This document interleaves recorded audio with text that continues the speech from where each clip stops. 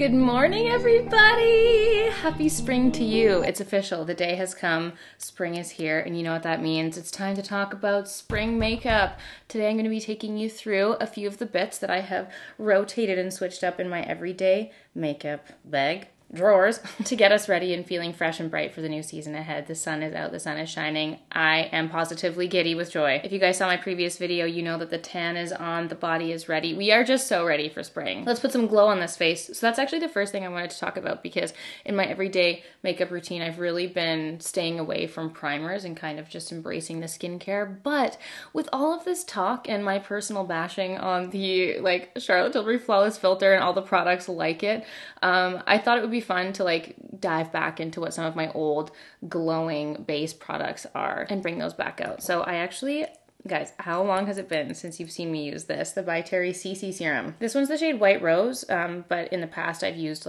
the bronze one, but I figured this is much more skin tone appropriate, so pulled this back out. Haven't used this in years. Used to be such a fave if you guys have been here since the OG YouTube days.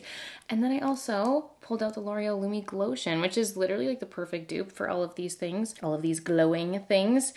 And it's been a minute. She used to be my tippity top fave product of all time, so pulled those back out. Wanted to see how we feel. So I'm just going to take a little squeeze of the L'Oreal Lumi Glotion, but go back to making the concoction because I am using this Tretinoin Retin-A cream. My skin is very, very dry and peeling, so I'm going to be using the most when it comes to the moisture. So I'm pulling out my Embryolisse Lait Crème Concentrée.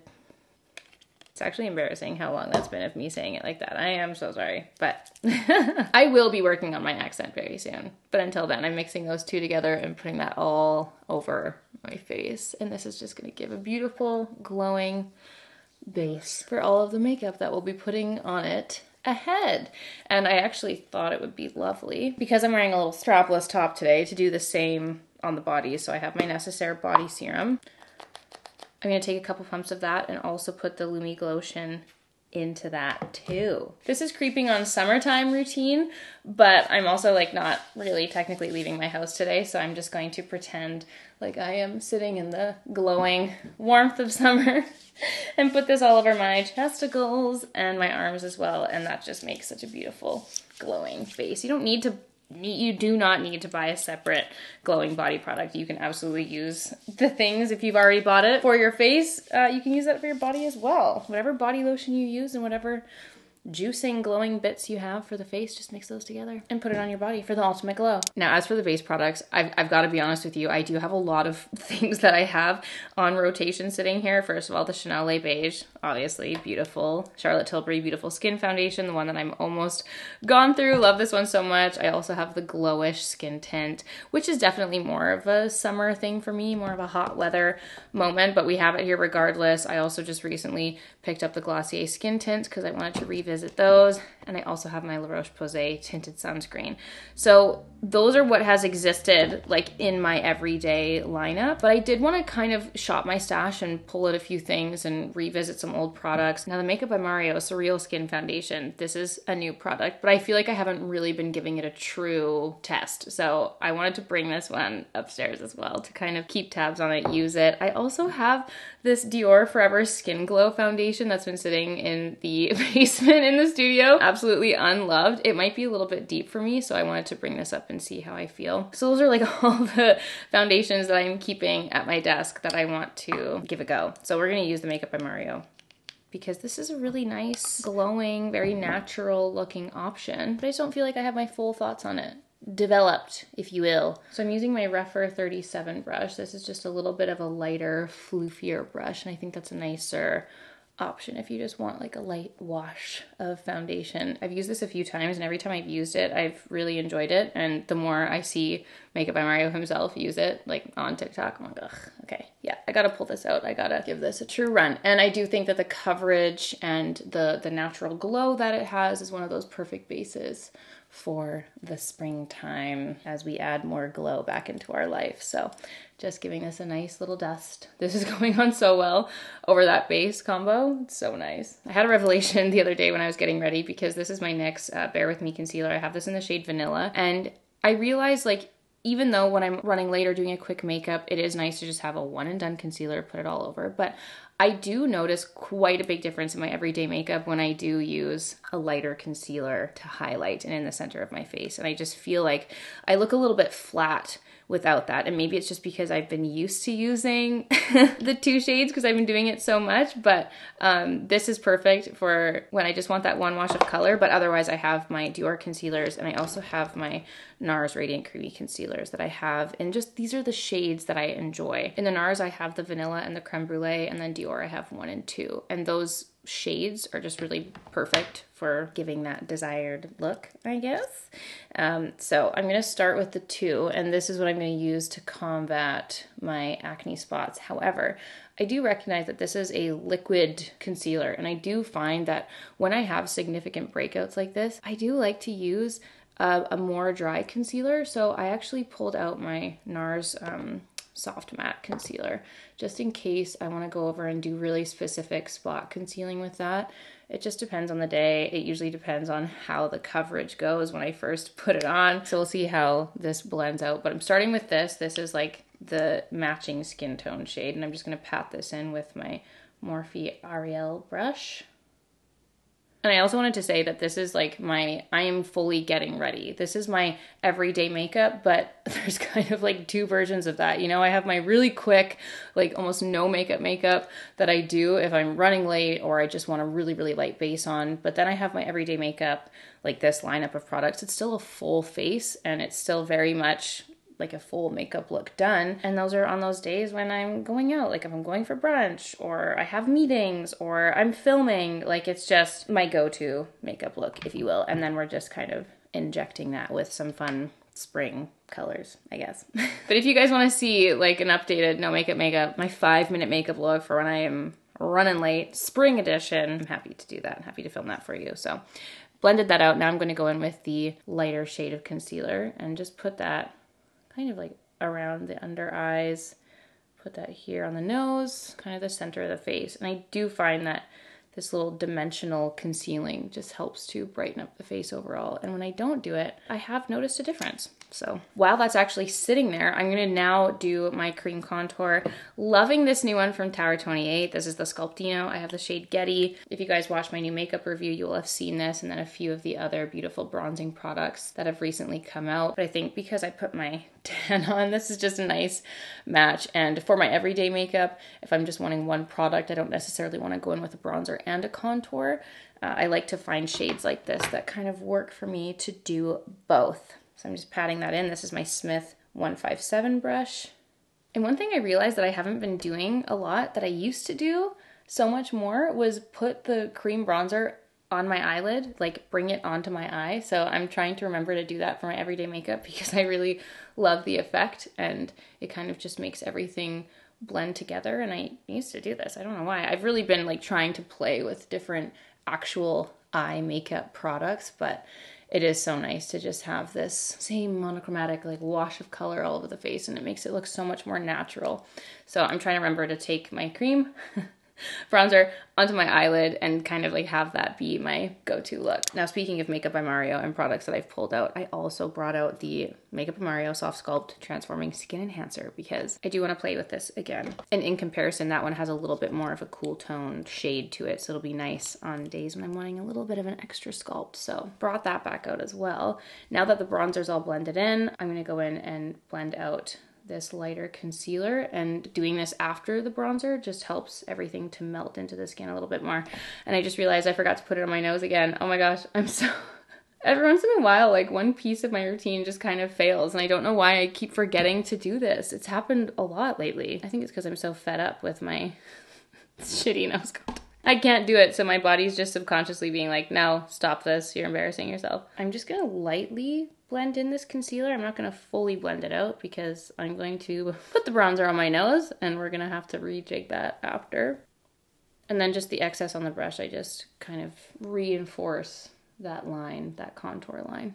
And then I will often just go over with my like bronzer brush and just kind of retrace over those lines just in case I had any harsh lines with the concealer. Okay, going back in with a little eyeshadow brush in the Tower 28. I'm gonna run that down my nose. And then I'll just take my finger and kind of melt in that concealer that I left behind. And like, hopefully that's a slight improvement on my nose contour, but that's what I'm doing for now. I'm gonna set this all in with my Benefit Professional Setting Spray. And then I promised that I'd be putting this new NARS powder to the test. This is the shade Cove, and this is the Soft Matte Advanced Perfecting Powder. You guys know how much I love my Givenchy powder. But again, this is a different powder. This is a pressed powder. It's much more travel friendly. So to have that option when you're on the go is very nice. And also it's the banana shade. It's not pink. So I do think from what I've seen, this is going to have a not more brightening, but I feel like it'll be a different kind of brightness under the eye that I'm happy to explore. Now, like I mentioned when I first used it, I do think that it is much more dry. So I'm really trying to use a small amount, but hopefully you guys can see like what a difference setting the under eye does.